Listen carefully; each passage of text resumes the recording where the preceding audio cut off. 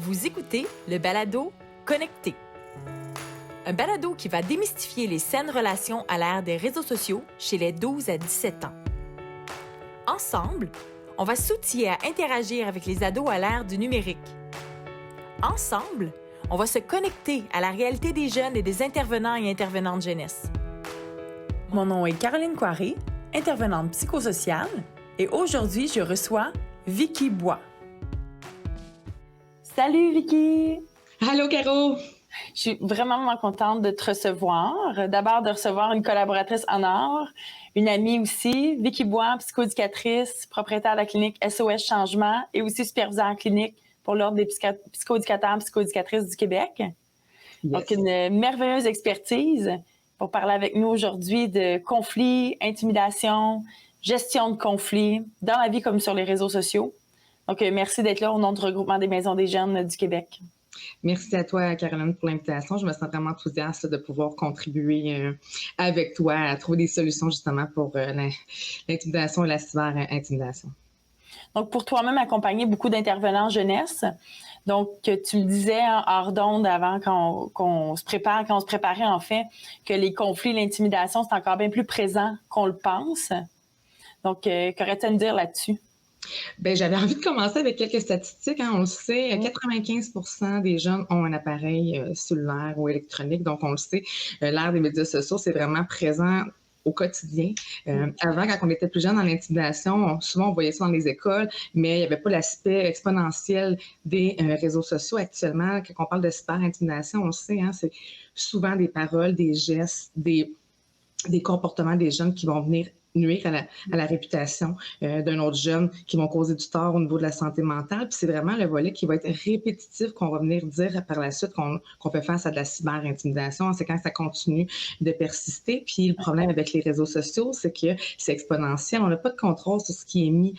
Combien de fois j'ai vu dans ma pratique des jeunes qui avaient mis des photos osées, qui ont retiré les photos osées, mais malheureusement, le contenu qui avait été mis sur Internet a fait le tour, par exemple, des jeunes de l'école. Donc vraiment, il faut être très prudent. On le sait, quand on parle d'intimidation, c'est une statistique aussi qui me touche beaucoup. On parle d'une personne sur 3 qui va vivre l'intimidation au cours de sa vie. À toutes les 7 minutes au Québec, un jeune serait intimidé. Donc, c'est vraiment des statistiques qui sont alarmantes et inquiétantes. Quand on regarde plus au niveau des statistiques plus précises, on parle de 26% des jeunes filles qui vont être victimes d'intimidation. Le taux augmente si on parle d'une jeune qui serait homosexuelle. Par exemple, on passe à 34%, donc c'est énorme. Même chose au niveau des garçons, 18% des garçons seraient victimes d'intimidation. Et si le jeune est homosexuel, on parle de 43%. Donc, c'est vraiment des statistiques qui font de la peine, qui nous amènent à non seulement travailler en équipe, je pense que c'est une responsabilité partagée, qu'on soit intervenant, qu'on soit parent. On a un rôle à jouer vraiment au niveau de la sensibilisation, de la prévention, mais surtout au niveau des actions qu'on prend pour justement contrer l'intimidation. Puis, concrètement, qu'est-ce que tu veux dire dans intimidation? Parce qu'on sait que intimidation au sens de la loi et intimidation, nous, ce qu'on voit en clinique, en intervention, il y a une différence entre les deux. Donc, cliniquement, qu'est-ce que ça veut dire de l'intervention dans une école, dans une MDJ de maison des jeunes? Qu'est-ce que c'est? Mais souvent, ce qu'on va voir, c'est par exemple, les intervenants vont recevoir l'information qu'il y a eu une situation sur Internet, par exemple, avec une jeune qui participe, par exemple, à la maison des jeunes. Donc, quand on parle d'intimidation, ça peut être, par exemple, qu'une personne dans le cercle d'amis a, par exemple, humilié la personne de façon répétitive. On voit malheureusement des jeunes qui vont inviter les personnes à se suicider. T'es tellement laide que tu devrais mourir. On voit aussi, par exemple, des fois des partages de photos sans le consentement de la personne. Donc, c'est vraiment quand l'intimidation se prend en forme quand justement il y a un caractère qui est vraiment nuisible. La personne vise à porter des actions qui vont causer du tort à l'autre personne.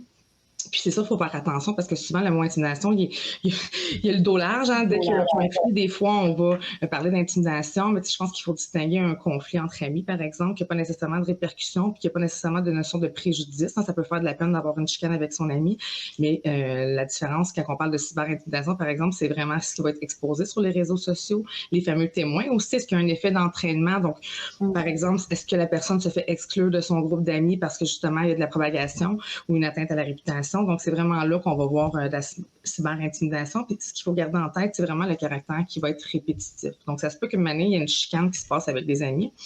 souvent, on est capable de la régler, des solutions qui sont mises en place, puis la situation s'estompe. Quand ça revient, là, on peut parler d'intimidation, de cyberintimidation.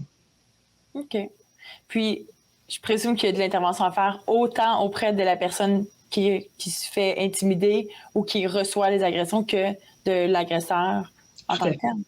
Tout à fait. Puis d'emblée, il y a des pratiques gagnantes, que ce soit un enfant qui intimide ou qui a été intimidé. C'est sûr que la première chose, c'est la sensibilisation. Hein? Puis comment on fait pour sensibiliser? Bien, on ouvre le dialogue avec nos jeunes. C'est important de créer des liens. Je pense aux maisons des jeunes, justement. Est-ce que l'intimidation et la cyber-intimidation, c'est des sujets qui sont abordés avec vos jeunes? Donc, est-ce qu'on est capable de questionner les jeunes sur qu'est-ce que tu ferais si tu serais témoin d'une situation d'intimidation? Qu'est-ce que tu ferais si tu serais victime?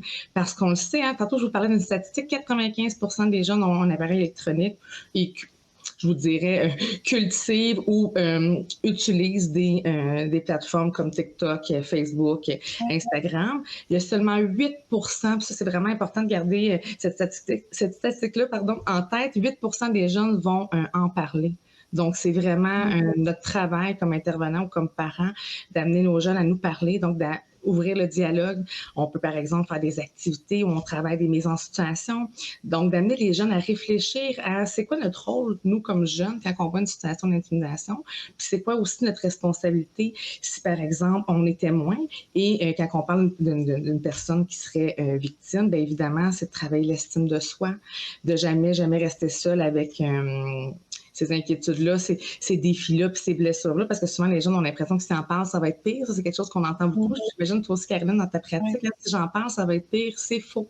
C'est important d'en parler pour justement que ça cesse et il faut faire confiance aux adultes, puis c'est notre responsabilité à nous, comme adultes, de les accompagner. Donc, vraiment, pour les victimes, c'est d'ouvrir le dialogue avec eux, les valoriser, de leur capacité à nous demander de l'aide, puis leur démontrer qu'on est digne de confiance. Donc, de respecter aussi leur rythme, de dire, ben là, cette situation-là doit cesser. Qu'est-ce qui te ferait du bien? De quoi tu aurais besoin? À qui tu veux qu'on en parle en premier? Parce que c'est important de ne pas rester seul avec ça comme information. Hein. On le sait, la personne intimidée, on doit aviser ses parents également, mais des fois, le jeune peut avoir un meilleur lien avec un de ses parents plutôt que l'autre. Donc, vraiment, d'essayer de lui donner du pouvoir sur une situation qui est déjà difficile pour lui. Puis évidemment, là, on parle de gestes d'intimidation, mais c'est sûr que le jeune, généralement, va à l'école, donc de signaler aussi la situation à l'école pour être sûr qu'il n'y ait pas d'effet d'entraînement, puis que la situation vient pas, je vous dirais, se dégrader avec le temps. Donc, on collabore avec le milieu scolaire, par exemple. C'est une bonne stratégie gagnante. On avise les parents, évidemment. Puis c'est sûr que s'il y a acte criminel qui a été posé, des menaces, par exemple, on dénonce aussi aux policiers, c'est vraiment des actes criminels, donc il faut dénoncer. Ça, c'est vraiment important à garder en tête. Et d'inviter les jeunes, souvent, on va dire, ben, faut éviter de riposter. Tu as vécu des choses sur les réseaux sociaux, tu as envie de répondre. Je pense que c'est important de prendre un pas de recul, de garder bien en main et les copies justement des messages qui ont été envoyés parce qu'on ne sait pas si la situation va durer. Donc, c'est important d'avoir des preuves de ce qui s'est passé. Et j'ai trouvé un petit outil là, de Abilio Média, qui est le Centre canadien d'éducation média, qui donne des petits trucs aux jeunes quand ils sont victimes, par exemple, d'une situation méchante sur Internet. Donc, ça peut être un bel outil à aller télécharger sur Internet. Vous allez voir, l'outil s'appelle « Que faire si quelqu'un est méchant envers toi ». Donc, c'est des bonnes pistes pour les jeunes. Donc, nous, notre rôle à jouer, c'est vraiment d'accompagner. Puis, je vous dirais, c'est sûr qu'au niveau préventif, c'est d'ouvrir le dialogue le plus souvent possible, de jamais fermer les yeux. Des fois, les gens vont dire, ben c'est pas de nos affaires. Ben non, c'est l'affaire de tous. Oui. Et je veux faire le parallèle avec les parents parce que je trouve ça important. Quand on était plus jeune, en Caroline, ça va trahir nos âges, on n'avait pas de cellulaire, hein, mais nos parents savaient on était où. Ils savaient on était où parce que on disait, par exemple, je m'en vais chez mon amie Karine jusqu'à midi, je m'en vais. En arrivant, ouais. En arrivant, puis on posait des questions. Actuellement, souvent, les parents vont dire, ben, j'ose pas trop poser de questions, je comprends pas comment ça fonctionne, les applications, je comprends pas ce qui se passe, mais vous devriez comprendre et vous devriez poser des questions parce que vous laissez une arme puissante dans les mains de vos jeunes qui peuvent avoir des impacts énormes sur la santé mentale, l'estime. On a vu des jeunes qui ont fait des tentatives de suicide, même des suicides qui ont été complétés. Donc, vous devez poser des questions et c'est la même chose comme intervenant. Si vous sentez qu'une situation vous échappe, que le climat de groupe, par exemple, il est différent, qu'une personne est plus isolée, osez poser des questions. Puis souvent, quand on s'intéresse aux jeunes, les jeunes nous parlent, ils se sentent justement compris. Donc, de vraiment prendre le temps de créer le lien. Ça, je pense que ça peut être non seulement déterminant, mais surtout significatif dans le rétablissement puis dans les actions qui vont être prises pour aider les jeunes. Puis tantôt, tu as parlé de l'importance de dénoncer les situations, par exemple, les rapporter en milieu scolaire, donc d'appeler les parents. Comment on fonctionne dans un contexte où, par exemple, une maison des jeunes, les parents ne fréquentent pas la place, on n'est pas en lien avec les parents, peut-être qu'on ne leur a jamais parlé, peut-être que le jeune dit non, s'il te plaît, appelle pas mes parents, appelle pas l'école, je te le confie à toi parce que je te fais confiance, mais dis-le pas à personne. Qu'est-ce qu'on fait avec ça? Bien, c'est sûr que c'est une situation qui est délicate. C'est un peu quand un jeune va nous confier des choses. Mettons, ça va arriver souvent avec les jeunes en haut de 14 ans, puis ils vont nous dire, je veux pas que tu en parles à mes parents. Puis nous, on fonctionne quoi que le consentement libre et éclairé. Moi, souvent, je vais travailler la résistance. Hein. C'est quoi les croyances que le jeune a qui l'amènent à pas vouloir qu'on en parle aux parents? C'est sûr qu'à moins que la situation soit vraiment dangereuse au niveau de son développement ou de sa sécurité, c'est sûr que là, vous avez une responsabilité légale d'agir et justement de parler de vos inquiétudes. Mais vraiment, moi, j'irais davantage avec, il faut que j'en parle au moins à une personne, un adulte près de toi parce que je suis inquiète. Si on n'en parle pas, j'ai peur que la situation persiste. Puis c'est sûr qu'il peut y avoir une situation des fois qui va être réglée à la maison des jeunes parce que justement l'intimidateur est à la maison des jeunes, ça pourrait arriver. Il peut y avoir une résolution de conflit, la situation cesse. Je pense que dans une situation comme ça, on n'est peut-être pas nécessairement obligé d'appeler les parents tout de suite, mais j'encourage les intervenants jeunesse vraiment à essayer d'avoir des contacts avec les parents, même si quand il n'y a pas de situation d'intimidation, puis je comprends que c'est pas le rôle des intervenants, mais souvent les jeunes, des fois, vont avoir eu un transport, tout dépendant s'il y a des activités, parce que les maisons des jeunes, ça peut varier d'une maison des jeunes à l'autre, mais des fois, il y a des activités qu'on peut inviter les parents. C'est pas tous les parents qui vont venir, c'est pas tous les jeunes qui vont en parler, mais je pense que ça peut être important, au moins d'avoir une personne aussi à contacter en cas d'urgence. Il y a des bonnes pratiques qu'on utilise des fois. On va dans des écoles, ça prend une personne en cas d'urgence, mais pour les jeunes qui fréquentent, ça peut être important aussi d'avoir un allié aussi. Oui. Mais je vous dirais, moi, dans ma carrière, là, ça va faire 17 ans là, que je pratique. J'ai jamais vu une situation où le jeune a maintenu sa décision, qu'on n'ouvre pas le sujet. Souvent, ça va être la première crainte. Ah, ça peut empirer, ou j'ai peur de me faire chicaner par mes parents, ou j'ai peur que mes parents ne comprennent pas.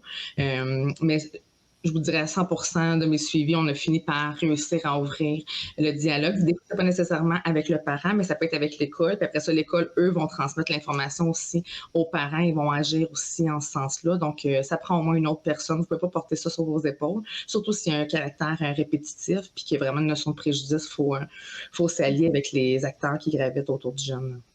Moi, j'ai beaucoup de jeunes qui ont peur de se faire enlever leur appareil. Il dit, là, je le dis, puis là, on va nous dire, bon, mais si ça fait des problèmes, moi, te l'enlever, ça va être au moins ça de gagner. Tu sais, donc, c'est une peur qui est là. Oui, puis ça aussi, je m'adresse aux parents qui sont peut-être à l'écoute. Vraiment, c'est non suggéré, dans le fond, d'enlever le cellulaire. Je comprends qu'on peut se dire, on va enlever le problème, mais dites-vous que l'intimidation va rester quand même, puis ça va se parler à l'école. Donc, il faut éduquer. Il faut amener son jeune, par exemple, à s'affirmer, à dénoncer, par exemple, mais d'enlever l'appareil ne va pas nécessairement réduire l'intimidation. Au contraire, souvent, ça va amener un haut niveau de détresse chez le jeune, puis ça va venir nuire à la relation parent-enfant. Donc, vraiment, ça n'est pas suggéré. Vous pouvez encadrer, par contre. C'est sûr que le Wi-Fi n'est pas obligé d'être disponible le soir très tard. Il y a des applications que vous avez le droit de dire que vous n'autorisez pas, par exemple, certaines applications, puis encore là, je vous dis, intéressez-vous aux applications, ça change tellement. Moi, à chaque fois, je te donne l'exemple, Caroline, avec Snapchat. L'autre fois, j'ai pris une photo avec un filtre et la même photo que sans fil. C'était hallucinant la différence dans mon visage. J'avais l'impression d'avoir 10 minutes, 15 ans. Mais ça, justement, quand on n'est pas au courant que nos jeunes sont confrontés à ça, on peut se questionner à savoir pourquoi ils idéalisent tout le temps les modèles de beauté. Mais c'est sûr, ces modèles de beauté-là sont malheureusement souvent retouchés avec des fils. Donc oui, il faut sensibiliser et il faut surtout s'intéresser aux applications des jeunes pour être en mesure de mieux intervenir par la suite. Puis là, tu parles à la maison de stratégies qu'on peut mettre en place pour aider, mais comment on fonctionne dans une maison des jeunes où il y a toutes sortes de modèles qui m'ont été proposés? Parce que quand on bâtissait la formation à la base, qui est bâtir de saines relations chez les adolescents à l'ère des réseaux sociaux, c'est comme ça qu'est né le podcast Connecté. Puis les intervenants nous disaient, qu'est-ce qu'on doit faire? Est-ce qu'à un moment donné, il faut leur faire mettre leur cellulaire dans une boîte à l'entrée parce que soit ils sont tout le temps dessus, soit qu'il y a tellement de problèmes là-dessus? Est-ce qu'on leur laisse? Est-ce qu'on met des limites? Donc, comment on gère les appareils dans une maison des jeunes quand il y a des problèmes qui sont sur les appareils? Bien, la question est tellement intéressante. Moi, d'emblée, j'aime bien travailler la notion un petit peu d'approche gagnante-gagnante. Je pense que ça pourrait être intéressant d'asseoir les jeunes par exemple, et de leur demander, par exemple, c'est quoi leur vision de l'utilisation du téléphone pendant qu'ils sont à la Maison des jeunes, parce qu'il y a probablement un objectif qui les amène à aller à la Maison des jeunes, c'est de se retrouver, être ensemble, avoir du plaisir. Donc, Espace c'est sûr que sécuritaire, oui. ben oui, puis des amener à réfléchir sur leur utilisation du téléphone à la Maison des jeunes. Puis souvent, les jeunes sont plus sévères eux-mêmes que nous, des fois. Donc, d'exposer le problème, d'essayer de trouver des solutions avec eux. Hein, quand les jeunes ont l'impression de faire partie des solutions, ont souvent plus envie de les respecter. En centre jeunesse, je faisais ça quand on avait des problèmes. Des fois, j'exposais les jeunes, on allait au salon, puis je disais, OK, voici le problème. Ce serait quoi les solutions? Après ça, on évaluait les solutions. Les avantages et les conséquences, les désavantages des solutions. Et après ça, on prenait une décision ensemble. Puis c'est souvent de cette façon-là que ça fonctionnait davantage, puis que les jeunes collaboraient. Donc, c'est sûr que moi, je crois aux règles, un peu comme j'aime bien dire, OK, le dimanche matin, par exemple, c'est une journée, un avant-midi sans écran. Moi, j'y crois beaucoup. Donc, je pense que le temps à la Maison des jeunes, ça peut être bien pertinent de justement retirer peut-être les écrans. C'est pas obligé d'être tout le temps. Mais moi, je pense de dire, on met tous nos cellulaires, même les intervenants, on met tous nos cellulaires dans une boîte quand on fait nos activités, par exemple, de groupe. Il peut y avoir du temps non structuré, par exemple, qui peut avoir accès à leur téléphone. Donc, tu sais, c'est comme une entente gagnante-gagnante qui fait en sorte qu'on n'est pas en train de retirer l'utilisation, mais on l'encadre. Je pense que ça peut être intéressant. Puis c'est sûr que les questionner, moi, je pense que ça peut être là aussi bien intéressant de voir c'est quoi vos envies par rapport à la Maison des jeunes. Qu'est-ce que vous avez envie de vous rappeler? Parce que est-ce que vous avez envie de vous rappeler que vous êtes assis sur votre téléphone en train de regarder des vidéos YouTube ou vous préférez investir vos relations? Donc, je pense que ça peut être une belle façon d'amorcer la discussion et de prendre des décisions tout le monde ensemble. Oui, puis on sait qu'il y a des jeunes qui vont utiliser leur appareil, mais pour toutes sortes de raisons. Il y en a pour qui, peut-être qu'ils sont juste pas capables de décrocher.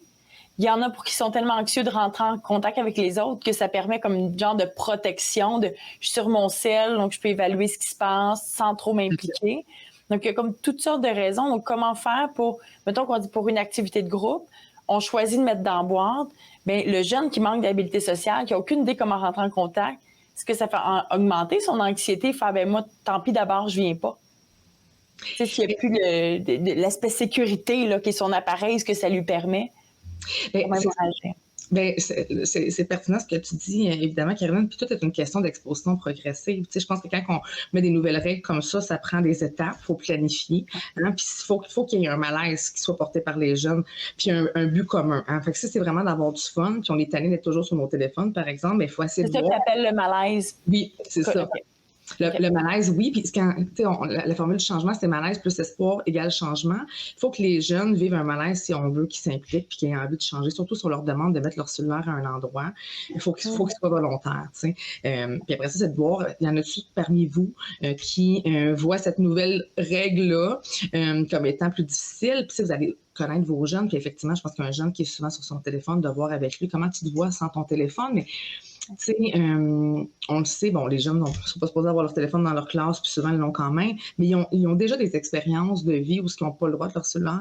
Puis souvent, les jeunes vont dire, ça me fait du bien. Ce matin, justement, j'étais en rencontre avec une jeune qui me disait, hey, j'ai presque pas regardé mon téléphone la fin de semaine, moi, juste que ça m'a fait du bien.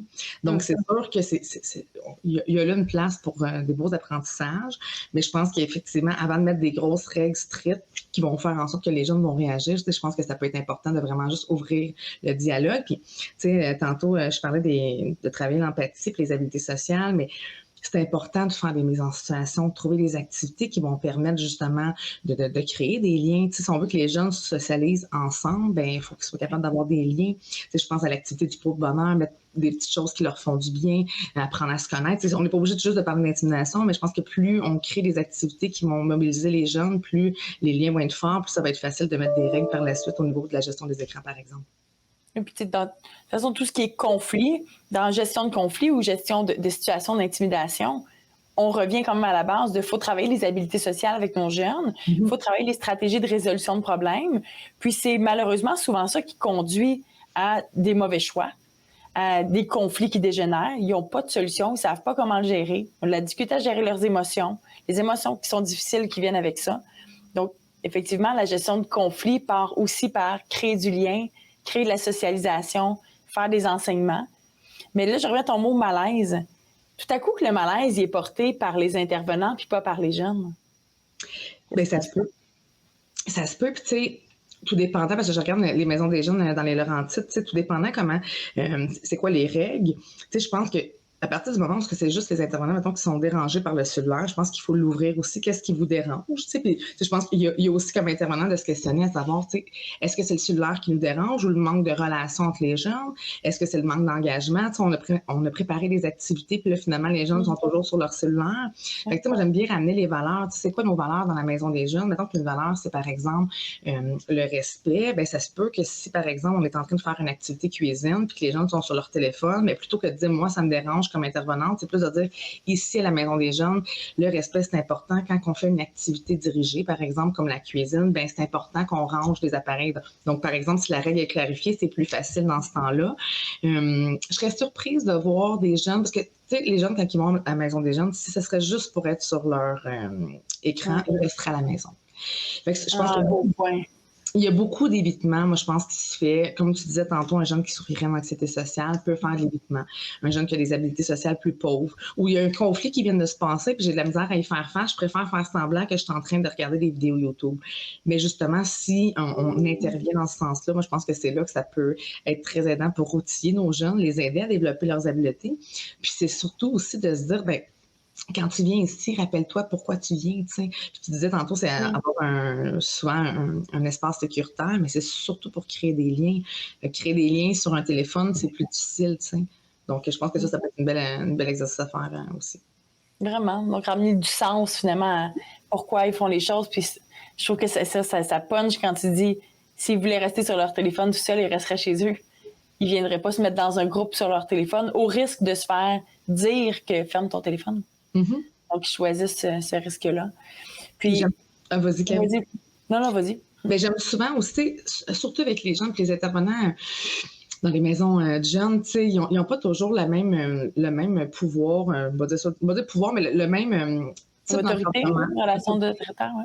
Ou d'encadrement qu'on peut avoir dans le milieu scolaire ou en centre jeunesse, par exemple. Mais tu sais, gardez en tête que quand on est capable d'avoir des stratégies qui sont gagnantes-gagnantes, c'est par exemple de dire, bien, les activités dirigées, par exemple, on retire le cellulaire pour tout le monde. Puis il faut que ça soit agréable, il faut donner envie aux jeunes de collaborer. Fait que, hey gang, notre petite boîte, puis on répète pourquoi qu'on le fait. On a le goût d'être ensemble, d'être connectés, justement, tu sais, je pense à ton podcast. Ouais. On veut être connectés ensemble dans le cœur.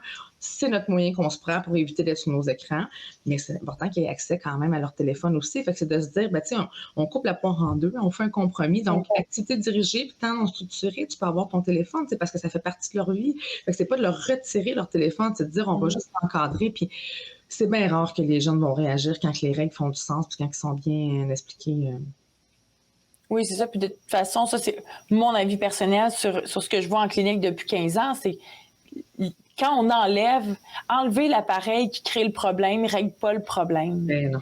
Puis dans un espace de vie, surtout comme ça, où il y a des côtés plus difficiles de travailler dans l'informel, d'avoir une maison des jeunes, une auberge du cœur, donc des milieux de vie c'est pas structuré comme à l'école ou en clinique. Donc, mais c'est des occasions d'apprentissage. De dire, on va en parler justement de ce que ça fait. On va parler des problèmes que ça crée parce que si on peut le faire dans cet endroit sécuritaire-là, puis après, ils peuvent le transposer ailleurs. Puis des fois, ils font semblant qu'ils comprennent pas ou qu'ils veulent pas, qu'ils sont plus opposants. C'est une traduction, à mon sens, de l'anxiété, là. Ils vont dire, il veut pas, il résiste. Non, ce que tu sèmes comme graine, ça fait son bout de chemin si c'est fait dans l'amour et dans le respect. Donc, c'est une belle occasion d'encadrer. Puis parlant d'encadrement, ben il y a des conflits qui se passent dans les maisons des jeunes, que ce soit ou non sur les téléphones. Là, on va revenir au téléphone. Comment on accompagne si on a les deux parties qui sont là ou si on a juste un côté de la médaille? Donc, mettons deux jeunes qui ont un conflit sur Internet, ça chicane sur TikTok, sur Snapchat, Instagram. Comment on règle le conflit si l'autre, on y a accès ou si l'autre, on n'y a pas accès? Bien, on pourrait commencer avec si on a accès à l'intimidateur, par exemple, c'est un jeune qui est déjà impliqué dans la maison des jeunes. Bien, c'est sûr que c'est un peu les mêmes stratégies qu'on va avoir avec le jeune qui est intimidé. D'abord, il faut créer notre lien. Il faut essayer de comprendre c'est quoi la fonction du comportement. On le sait, les intimidateurs ont souvent eux-mêmes été victimes.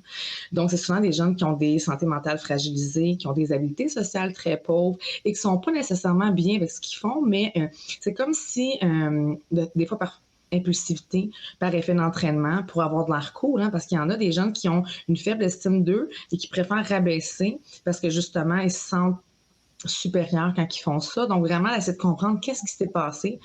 partir de son point de vue aussi, parce que des fois, on a des situations qui sont rapportées, mais ça fait longtemps, des fois, que les situations durent, puis c'est pas toujours la personne intimidateur qui a commencé. Fait que de vraiment essayer de comprendre, même si ça nous fait de la peine, même si on trouve que les gestes qui ont été posés sont graves, c'est vraiment de voir qu'est-ce qui s'est passé, c'est quoi sa part de responsabilité, qu'est-ce qu'il comprend de la situation, parce que j'ai vu malheureusement dans ma carrière des gens qui avaient intimidé, qui avaient fait des choses, par exemple partager des photos et qui n'étaient pas conscients de l'impact ravageur de leurs actions. Fait que vraiment de voir qu'est-ce qui s'est passé, essayer de comprendre. Par la suite, c'est sûr que ces jeunes-là, il faut travailler l'empathie. Hein. Comment tu penses que la personne se sent? Toi, comment tu te sentais justement quand tu as vécu l'intimidation? Comment tu te sentirais si tu étais à sa place? Donc, vraiment, c'est des types de questions comme ça qu'on peut poser. C'est sûr qu'après ça, il y a le volet de demander que ça cesse. Autant qu'on va suggérer à la personne intimidée de ne pas riposter et de dénoncer, ben on va dire la même chose à l'intimidateur. On va dire là, à partir de maintenant, tu n'écris plus à la personne. Si elle t'écrit, tu lui réponds pas. Et tout dépendant, par exemple, si la situation mérite d'être justement parlé aux policiers, par exemple, d'être dénoncé aux policiers, ben, il y a tout le volet légal. Je vous dirais, dans le cas de l'intimidateur, il faut aviser les parents également et l'école, parce que c'est bien rare qu'il y ait une seule victime. Ça peut arriver. Des fois, c'est un conflit qui a dégénéré. On le voit aussi dans les relations amoureuses qui sont plus toxiques. Ça peut arriver. Donc, il n'y a jamais eu d'intimidation. Bon, mais il y a une rupture amoureuse, la personne, par exemple, vit difficilement la rupture. Puis là, des fois, c'est là qu'on peut voir un effet propagande sur Internet. Les photos, souvent, on va voir ça. Par exemple, j'ai laissé mon chum, et là, mon chum prend une photo que j'avais déjà envoyée pour la partager à ses amis. Et là, la photo se multiplie à travers les réseaux sociaux. Donc, c'est sûr que ça, c'est des choses qu'on peut voir, évidemment. Puis, en termes d'activité préventive, il y a aussi le bocal à insultes de Jean-Claude Tremblay, que tu connais bien, qui est un coach d'affaires et médiateur qui a beaucoup milité pour l'intimidation puis qui tente de justement s'impliquer pour la contrer. Et son activité vocale à insultes, c'est vraiment de prendre toutes les insultes qui ont pu être dites. Par exemple, ça peut être une activité qui est faite justement avec l'intimidateur et le groupe de jeunes, de dire, ben mettez toutes les insultes que vous avez déjà entendues, par exemple, par le passé, soit à quelqu'un ou soit que vous avez déjà reçu. Et après ça, on regarde, on prend les insultes et on regarde qu'est-ce que ça nous fait vivre dans des situations de mise en situation. Et ce qu'on fait, surtout, c'est de voir, ben, quand tu te fais dire que t'es gros et t'es laid, là, même si c'est pas une insulte que tu as déjà reçue, comment tu penses que la personne se sent? Puis à un moment donné, c'est sûr que le jeune, ben, qui a intimidé, par exemple, ben, il va retrouver ces insultes qu'il a faites et va voir l'impact sur les autres, même si c'est pas la personne qui est victime. Puis plus on va parler des émotions, plus on va parler de l'importance de développer l'empathie, ben moins il va y avoir des comportements intimidateurs qui vont être faits autant sur le net que dans les écoles ou dans les maisons des jeunes, par exemple. Et vraiment de se ramener à c'est quoi la fonction. T'sais. Donc, même si on donne des conséquences, parce qu'on le sait, hein, tu me posais la question tantôt, Caroline, avant qu'on enregistre, tu sais, quels sont les genres de conséquences qu'on peut donner. C'est sûr que tout ce qui est geste de réparation va être très aidant. Je t'ai blessé, je t'ai fait de la peine sur les réseaux sociaux. Ça peut être une lettre d'excuse. Ça peut être, par exemple, je vais te rendre service. Ça peut être, on va faire une rencontre ensemble où on va justement, où je vais m'excuser, où je vais prendre l'engagement de faire des choses pour te faire plaisir, mais ça reste que des conséquences graves, c'est pas souvent ce qui va fonctionner le plus parce que oui, l'aspect légal va arrêter le jeune, mais si on travaille pas l'empathie, on règle pas le problème. Donc vraiment de développer l'empathie, ça va être une des stratégies les plus gagnantes et l'estime de soi évidemment parce qu'une personne qui a une bonne estime, ben risque de pas avoir besoin d'intimider. Et même chose au niveau de l'intimider, la personne qui a une bonne estime risque de moins encaisser les coups.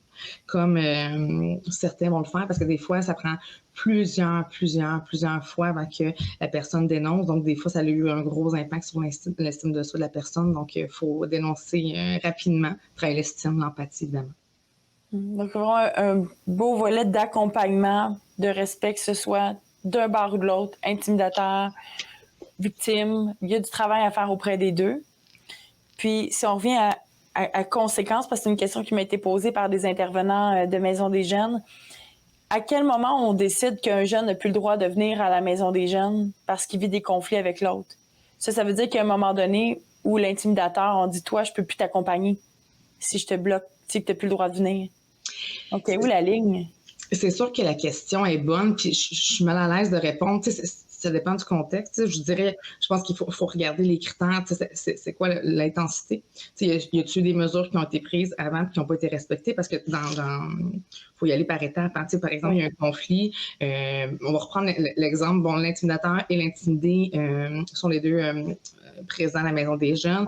On prend soin des deux. Après ça, il y a une rencontre souvent on peut utiliser la méthode d'intérêt commun, dans le fond, où on assoit les deux personnes. Les témoins aussi, parce qu'on n'a pas parlé beaucoup des témoins, mais je pense que si l'intimidé est dans la maison des jeunes et que l'intimidateur est là aussi, souvent, il y a des témoins qui ont peut-être contribué. Donc, c'est important d'asseoir tout le monde et de revenir sur la situation. À partir de là, la première étape, c'est bon, là, on met des choses en place, tu y réécris plus. Par exemple, ça peut être on peut structurer l'horaire de la maison des jeunes, de dire, OK, là, vous voulez vraiment pas vous voir, donc toi, tu viens les journées paires, toi, tu viens les journées impaires, avant d'y aller avec un refus ou une exclusion totale. Mais je pense qu'il faut y aller vraiment par étapes, puis dire, mais par exemple, là, je te demande de pas écrire à Julie. Si tu écris quand même à Julie, voici les conséquences qui vont arriver. Et là, ça peut faire partie des conséquences, mais je pense qu'on le veut à la maison des jeunes, le jeune qui intimide, parce qu'on veut le travailler, puis lui donner envie de faire différemment, de prendre soin des relations plutôt que de les détruire puis de nuire aux autres jeunes. Donc, moi, je préférais l'avoir dans mon milieu. Je pense qu'on peut structurer l'horaire. Je pense qu'on peut justement, on parlait de conséquences, mais ça peut être par exemple de dire, ben là, j'avais mis des choses en place, tu as continué, ben c'est toi qui vas animer la prochaine activité de sensibilisation, puis je vais te faire un travail sur l'intimidation. Un travail, on s'entend, je vais te faire préparer une activité de sensibilisation, mais c'est plein de façons d'éduquer quand même, de sensibiliser, plutôt que juste d'avoir une approche répressive. On le sait, j'ai travaillé au pénitencier longtemps, puis il y avait des délinquants qui avaient des peines, qui allaient au pénitencier, ils revenaient, puis malgré les conséquences, ils revenaient quand même. Fait que, je pense qu'il faut vraiment plus y aller avec les valeurs, l'empathie, pour faire une différence pour eux. Puis j'aimerais quand même, si j'étais les intervenants, essayer de garder l'intimidateur pas trop loin, à moins que ça soit vraiment, que ça nuit vraiment au fonctionnement du groupe ou que ça nuit vraiment aux autres jeunes. Je pense que c'est important de l'avoir près quand même. Puis dans le contexte maintenant où on n'a pas les deux personnes, qu'on a le jeune, dont on va partir du jeune qui reçoit les insultes ou qu'il y a un conflit. On y a un conflit qui dégénère, ne sait pas comment gérer ça, ça prend des mesures qui sont disproportionnées. On est avec ce jeune-là, comment on le travaille? C'est sûr que j'irai avec les mêmes étapes, dans le fond, d'encourager à dénoncer rapidement. Ça peut être à l'école, par exemple, et aux parents. C'est sûr de ne pas riposter. Donc, on commence par ouvrir le dialogue, accueillir le jeune qui se confie, on le remercie, on en prend soin. Dans le fond, on l'aide à exprimer ses émotions.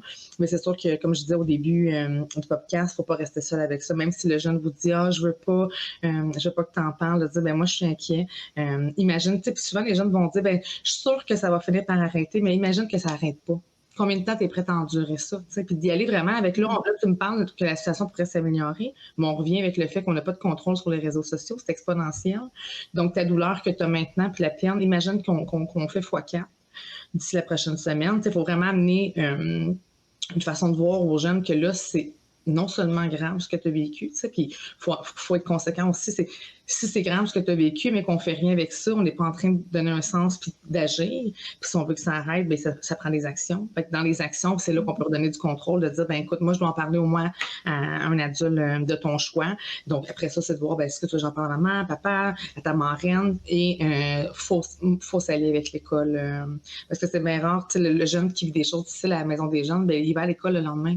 Puis justement, au niveau de la réussite académique, si je suis préoccupée, si je suis triste, si je dors pas bien parce que je suis toujours en train de regarder ce qui se passe sur les réseaux sociaux parce que les gens m'insultent, ben c'est sûr que ça va avoir un impact au niveau de l'école. Puis là aussi, une responsabilité partagée parce qu'il y a des choses qui peuvent être mises en place aussi à l'école. Puis souvent, l'intimidateur va être à la même école. Peut-être qu'il n'est pas à la maison des jeunes, mais en s'alliant avec l'école, ça peut être une belle stratégie pour justement faire en sorte que ça cesse. Donc, ce serait mes stratégies Puis dis-moi, parce que sachant que tu as été en milieu scolaire, à quoi on peut s'attendre comme intervenant en maison des jeunes quand on contacte l'école? Parce que des fois, il y en a qui vont dire, on n'a pas de contact, on n'a pas de raison particulière d'être en contact. Mettons, il n'y a pas un événement qui a dégénéré. À mon sens, je me dis, si on peut collaborer, on va avoir plein d'informations sur le jeune pour mieux l'aider, mieux l'accompagner. Donc, à quoi on peut s'attendre? Si je suis un intervenant en maison des jeunes et j'appelle à l'école pour dire, j'accompagne tel jeune, est-ce qu'on peut collaborer? J'ai des inquiétudes. Au niveau de la confidentialité, comment ça se passe? Au niveau du travail commun, comment ça se passe? Bien, Évidemment, tu sais, la communication va toujours être la clé, le travail d'équipe aussi. Puis comme tu disais, pas juste quand il y a une situation d'intimidation. Moi, je pense que dès le début de l'année scolaire, selon la fréquentation des jeunes dans les maisons des jeunes, de prendre contact avec les écoles. Soit il y a l'école secondaire qui est pas loin ou l'école de quartier. Donc, d'avoir des alliés, c'est très aidant. Donc, ça peut être simplement de laisser un message, par exemple, au TES de l'école. C'est sûr que si on fait face à une situation d'intimidation où on est inquiet pour le jeune, je vous encourage à vraiment contacter le directeur de l'école. Ils ont des plans de lutte contre l'intimidation. Puis une statistique que je te parlais tantôt, Caro, quand les jeunes décident, par exemple, de dénoncer et que l'école prend en charge avec le plan de lutte contre l'intimidation, on note une amélioration entre 20 à 30% chez les jeunes lorsque la situation d'intimidation finit par cesser. Donc, c'est énorme. Quand on le sait qu'il y a beaucoup de cas d'intimidation, je me dis, si on a un taux de réussite de 20 à 30%, ben c'est déjà ça de gagner. Donc, on peut s'attendre justement à une attitude très bienveillante. Moi, je dirais que les écoles sont contentes aussi d'avoir de l'information. C'est sûr que les écoles, tout comme les maisons des jeunes, ils peuvent être occupées. Fait que quand on a déjà des bons contacts, ça peut être aidant quand on a besoin rapidement. Donc, vraiment, d'aller chercher de l'information. Au niveau de la confidentialité, c'est toujours une question de le besoin de savoir. Mais à partir du moment où que le jeune, par exemple, vous êtes inquiet parce qu'il vit une situation, mettons une rupture amoureuse difficile, c'est de dire, écoute, je t'inquiète pour toi. As-tu quelqu'un à qui tu peux en parler à l'école? Ah, bof, je suis un peu gênée d'aller voir la TES. OK. Qu'est-ce que tu en penses? Essaie d'aller la voir. Sinon, est-ce que tu aimerais ça que je lui en parle de ce que tu vis ici à la maison des jeunes? Puis souvent, les jeunes vont dire oui. Fait, il y a toujours une manière d'aller chercher la collaboration, l'accord du jeune. Mais quand c'est fait de la bonne façon, puis que vous en parlez, écoute, moi, dans mon travail, c'est important de communiquer avec l'école et vice-versa. Hein, les écoles qui nous écoutent peut-être de dire, ben, hey, tu vas souvent à la maison des jeunes, j'aimerais ça savoir comment ça se passe. Tu me permets-tu de contacter la maison des jeunes? Les jeunes, ils disent oui. Puis c'est sûr que là, il y a toute la notion, tu sais, je prends mon chapeau de superviseur clinique, c'est sûr que si on pense à une psychoéducatrice, à quelqu'un qui est membre d'un autre professionnel, il faut avoir le consentement du jeune ou des parents pour échanger de l'information. Donc, il faut être prudent. Mais à partir du moment où on est un intervenant de la maison des jeunes avec un éducateur, par exemple, à l'école, puis que l'objectif, c'est vraiment d'aider les jeunes, je pense que l'information, tant qu'elle ne cause pas préjudice, c'est correct. C'est comme si, par exemple, on appelle l'ancienne école du jeune parce qu'il y a eu un changement, par exemple, un déménagement, bien, on va donner l'information sans nécessairement avoir le consentement du jeune par écrit. C'est le gros bon sens, moi, je pense qu'il faut garder en tête. C'est surtout de s'assurer que le jeune soit en accord, parce que c'est sûr que si le jeune se confie sur quelque chose qui n'est pas nécessaire à partager à l'école, puis que vous le partagez quand même, mais là, ça peut amener des enjeux de doute, puis un bris de confiance. Donc, vraiment, juste de s'assurer de dire, ben écoute, ce que tu me nommes, ça me préoccupe. Je pense que c'est important que l'école le sache pour qu'il puisse t'aider si ça arrive pendant les heures d'école ou qu'il puisse prendre des actions. Puis, je n'ai jamais vu dans ma carrière quelqu'un me dire non, je veux vraiment pas que l'école soit visée. Au contraire, ils se sentent soutenus. Puis, l'école a un mandat d'offrir un environnement qui est sécuritaire. Donc, si moi, j'ai à l'école puis je me sens stressée parce que je me suis intimidée sur les réseaux sociaux la veille, mais ça se peut que ça se passe aussi difficilement pour moi sur l'heure du dîner puis je ne sache pas vers qui me tourner. Donc, c'est vraiment important de venir appuyer l'importance de communiquer et de travailler en équipe avec l'école. Puis, est-ce qu'on doit avoir une autorisation des parents pour communiquer avec l'école? Là, on parle d'autorisation du jeune. Est-ce que ça prend un consentement signé des parents? Tout dépendant. Là, on revient si, par exemple, le jeune est dans un contexte où ce qui est âgé en haut de 14 ans, c'est vraiment le jeune qui doit donner son consentement. Oui. En bas de 14 ans, c'est les parents. Je vous dirais, dans les bonnes pratiques, l'idéal, c'est qu'on devrait toujours avoir un formulaire de consentement pour échanger des informations. Puis les écoles, de plus en plus, le demandent. Donc, pour échanger de l'information, ils vont demander une signature des parents en bas de 14 ans. Les autres professionnels, obligatoires. Dans les écoles, là, je vous parle des bonnes pratiques, ça serait l'idéal de faire ça comme ça, d'avoir un consentement pour échanger les informations. Mais je vous dirais, c'est pas ce qu'on voit le plus. C'est sûr que quand c'est de l'information qui est sensible ou confidentielle, ça, je vous encourage à vous protéger par rapport à ça pour être certain que les parents soient en accord. Mais je pense que l'information un peu plus factuelle, de dire j'ai 3-4 jeunes de l'école qui fréquentent la maison des jeunes, comment ça se passe pour eux, puis donner de l'information comme ça, je pense que c'est pas de l'information qui est sensible de nuire ou qui peut causer préjudice. Donc, dans ce contexte-là, je vous dirais, je vois plus des gens qui s'échangent verbalement que d'avoir des autorisations tout le temps, mais dans les bonnes pratiques, c'est suggéré d'avoir une autorisation signée. OK. Donc, l'idée, ça revient de base de travailler en équipe avec parents, milieu scolaire, maison des jeunes, organismes communautaires, de travailler tout le monde ensemble. Puis la prévention, la sensibilisation est clairement la clé. Tout à fait. Mais évidemment, après, on est aussi, les mandats des maisons des jeunes sont en réduction des méfaits. Donc là, il y a des choses qui arrivent. On ne peut pas empêcher les jeunes de se mettre les pieds dans les plats, même si on leur souhaite le mieux, puis qu'on sait que des fois, motadine, qu'on aimerait ça qu'ils fassent autrement, ils le font pareil. Donc, c'est de les accompagner, respect. être soutenant. Puis tantôt, j'ai aimé ce que tu as dit, la personne qui se fait intimider, par exemple la victime, qui vous le rapporte, de pas être dans le « mais pourquoi tu me l'as pas dit avant? Pourquoi? » Donc, merci de me faire confiance. Merci là de choisir de me le partager. Ce point, parce que ça m'inquiète quand tu dis qu'il y a juste 8% qui rapportent ce qui se passe. Mais je pense que la honte de rapporter, que j'entends beaucoup, moi, c'est gênant que ça m'arrive à moi. La peur de ce qu'on va en faire aussi, à qui on va le dire, est-ce que ça va empirer? Donc, si au moins on peut sécuriser quand le jeune se confie, de faire, tu sais, c'est correct, on vient de créer un espace sécuritaire où tu peux le nommer, puis de valoriser le fait qu'il a osé le nommer, puis de vouloir faire la différence dans sa vie, ça, c'est majeur. C'est important de le souligner. Puis ce que je trouve intéressant aussi, Caroline, c'est que dans les maisons des jeunes, il y a un volontariat. C'est de souligner juste le fait qu'il soit là. Quand je dis garder l'intimidateur le plus longtemps possible pour tenter de modifier ses patterns puis ses façons de faire, parce que justement, tu sais, vous avez du pouvoir sur la situation puis un rôle à jouer quand les jeunes sont présents, puis sont engagés, puis sont pas obligés d'aller à la maison des jeunes, tu sais. Oui, il y en a qui vivent des choses difficiles puis qui préfèrent aller à la maison des jeunes qu'être à leur maison, mais je pense qu'il y a quand même un engagement déjà puis un désir d'aller un petit peu mieux souvent, ou en tout cas du moins d'aller chercher des outils. Donc c'est là qu'il faut agir. Je pense que vous avez tous un rôle à jouer également. Puis tantôt tu parlais de honte, Caroline, puis j'invite peut-être les intervenants des maisons des jeunes à utiliser cette technique d'impact-là qu'on a utilisée dernièrement dans notre groupe passage primaire secondaire. C'est Féliciane Professionnelle qui a trouvé cette technique. Je l'avais déjà entendue, mais je la trouve géniale. Dans le fond, pour amener les jeunes à voir l'impact des réseaux sociaux, elle disait, c'est une activité de groupe évidemment, mettez votre plus grand secret sur un petit bout de papier. Elle a demandé à toutes les jeunes de faire ça, évidemment. Et par la suite, elle dit, allez, on va aller dehors, puis on va crier chacun à tour de rôle votre plus grand secret. Chaque jeune, évidemment, ne voulait pas parler de leur secret parce qu'il disait, ben là, je veux pas que personne le sache, je veux pas que le monde rie de moi, je veux pas que le monde utilise ça contre moi par la suite, ou je veux pas que ça se sache plus tard. Mais justement, ces réseaux sociaux, ça en est une façon de dire, ben si tu veux pas que ça se sache plus tard, que tes photos soient réutilisées, regarde l'impact que ça a. Au même titre qu'un secret, est-ce que tu écrirais ton plus grand secret sur Internet? Ben non, mais quand tu mets une photo, quand tu mets une phrase qui porte à confusion, qui inquiète, ben, ça peut avoir cet impact-là ravageur puis exponentiel. Donc, je trouvais l'idée bonne, mais je pense que c'est des activités comme ça que les maisons des jeunes peuvent faire pour amener le dialogue puis ouvrir sur l'impact des réseaux sociaux, justement, sur notre vie, puis le lien avec la cyber-intimidation, évidemment. C'est tellement abstrait quand on ne voit pas l'impact de ce qu'on fait. On dépose quelque chose, on ne le voit pas. On envoie une insulte, on ne voit pas la réaction de l'autre. Donc, ça amène aussi des escalades. T'sais, commettre de la violence, c'est extrêmement difficile, autant pour l'agresseur. On n'est pas fait pour s'exposer à cette violence-là. Donc, quand on ne la voit pas, il faut avoir la sensibilisation de faire comme des jeux de rôle, comment tu te sentirais si ça arrivait à ta sœur, si ça arrivait à ta mère en milieu de travail, si ça arrivait à ton meilleur ami, comment tu te sentirais? Puis après, de voir, mais qu'est-ce qui fait que tu choisis ces gestes-là? Est-ce qu'il y a d'autres alternatives qui sont plus positives? Parce qu'il y a un sens derrière ça. Tellement. Puis, malheureusement, je crois que dans trop de milieux, l'agresseur est étiqueté, puis qu'on voit que c'est juste nécessairement une mauvaise intention. Mais des fois, c'est lui-même de se prononcer sur quelque chose, de faire cesser un comportement, de se positionner comme, de se donner un rôle. Donc, tout ça, pour moi, ça doit être travaillé. Dis maintenant comment on remet de tout ça dans ta vie de façon positive et satisfaisante. Oui. Mais il faut que ça parte de nous, la croyance qu'il a du bon et qu'il peut créer du bon.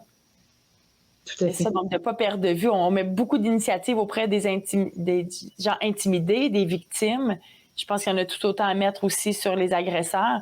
C'est des adolescents qui sont en construction, sont en train de bâtir l'adulte qu'ils vont être. Donc, mettons tous les efforts, puis il n'y a pas un effort qui est de trop avec ces jeunes-là. Et avec les témoins, tout à fait, puis avec les témoins également, parce que rien dire, rien faire, c'est une forme de questionnement, c'est de participer dans le fond. Donc vraiment, oui, les intimidateurs, il faut en prendre soin et l'être humain n'est pas bon, n'est bon, excusez-moi, il n'est pas mauvais quand on est. Je pense que tout être humain est bon. Et puis, c'est ce côté bon-là qu'il faut aller chercher. Puis, souvent, c'est les événements de vie qui vont faire en sorte que, justement, le jeune va reproduire des comportements de violence, mais sont jamais bien avec ces comportements-là, malgré souvent l'image de dur, de caïd que les jeunes peuvent avoir. Souvent, derrière leur écran, ils se sentent bien forts, mais par la suite, ils peuvent se sentir bien perturbés par leurs gestes. Donc, vraiment, il faut en prendre soin, il faut travailler en équipe.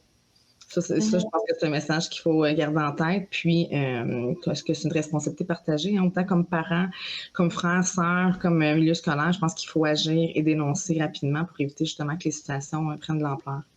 Puis quand tu parles de l'intervention auprès des victimes, des témoins, pardon, effectivement, qu'ils aient participé ou pas, moi, je vois des jeunes témoins qui en souffrent. J'ai des jeunes dans nos cliniques qui viennent, qui ils souffrent de voir des choses comme ça, puis dire, je ne sais pas comment me positionner, je sais pas quoi faire, je veux pas cautionner, mais je veux pas être celui qui lève la main et qui dit, hey, arrête, d'un coup que ça se tourne vers moi. Mais ça, pour moi, ça montre aussi un manque de stratégie, d'habilité de communication aussi, puis de dire, ben, on va prendre soin de ça, même prendre soin de l'émotion que ça te fait, de voir l'autre qui souffre de ça. Donc, c'est ça, de penser à faire l'intervention d'un cercle plus large, c'est vraiment une avenue très intéressante. Puis de marteler les situations qui se sont améliorées. Parce que souvent, on va dire, ben, moi, je l'avais dit dans le temps, puis ça a continué. Ça peut arriver, des fois, que la situation persiste, mais il y a plein d'éléments qui vont faire en sorte que la situation a persisté. Mais les fois où ça cesse, il faut en parler, il faut valoriser les acteurs qui ont contribué à ce que la situation d'intimidation cesse. Il faut réguler aussi. On ne parle pas beaucoup de régulation. On règle la situation, on prend des actions, mais est-ce qu'on régule la situation? Puis une régulation, ça peut être après 2 semaines, ça peut être après 1 mois. Qu'est-ce que c'est pour toi une régulation? Une régulation, c'est dans le fond de reprendre un moment avec les jeunes impliqués dans le conflit ou dans l'intimidation pour voir comment ça se passe. Depuis, vous aviez des moyens. Toi, par exemple, c'est de pas écrire à Julie comment ça se passe. Tu avais un geste de réparation à faire, comment ça s'est passé. Toi, Julie, tu t'es sentie comment par rapport au geste de réparation pour justement s'assurer que ça soit vraiment terminé? Parce que des fois, on le sait, hein, ça peut être terminé les 2-3 premières semaines, puis après ça, ouf, on reprend nos vieilles habitudes. Donc, la régulation, c'est vraiment faire un suivi fréquent sur la situation. C'est pas obligé d'être long, mais d'être constant. De revenir sur cette situation-là. Oui. Okay. Donc, en terminant, si tu avais un message clé à dire aux intervenants des maisons des jeunes, aux intervenants jeunesse qui accompagnent nos jeunes pour aider à faire des meilleures pratiques en lien avec les conflits, que ce soit sur Internet ou non, qu'est-ce que tu aimerais leur partager? Bien, d'abord, de s'assurer d'avoir des bons liens avec les jeunes. Les jeunes se confient quand que, justement, ils sentent qu'ils ont un lien significatif. Donc, vraiment, de parler avec votre cœur, d'écouter avec votre cœur aussi, d'être disponible, de le nommer aussi. Tu sais, par exemple, moi, j'aimais bien dire aux jeunes, tu sais, ma porte va toujours être ouverte. Donc, d'ouvrir le sujet et de démontrer votre disponibilité et votre bienveillance, je pense que c'est la clé.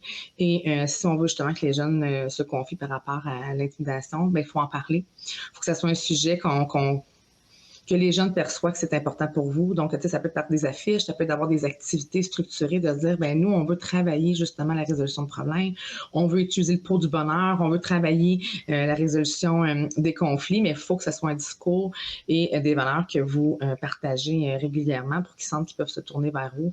Donc, si vous êtes quelqu'un qui milite beaucoup contre l'intimidation, ben ça se peut que les gens aient envie de vous en parler s'ils sont victimes ou même s'ils ont intimidé, parce qu'il y a des gens qui sont repentants et qui se sentent mal. Des fois, ils peuvent dire, ben j'ai fait ça hier puis je me sens vraiment coupable. Donc, il faut qu'ils sentent que la porte est ouverte pour que vous puissiez les écouter.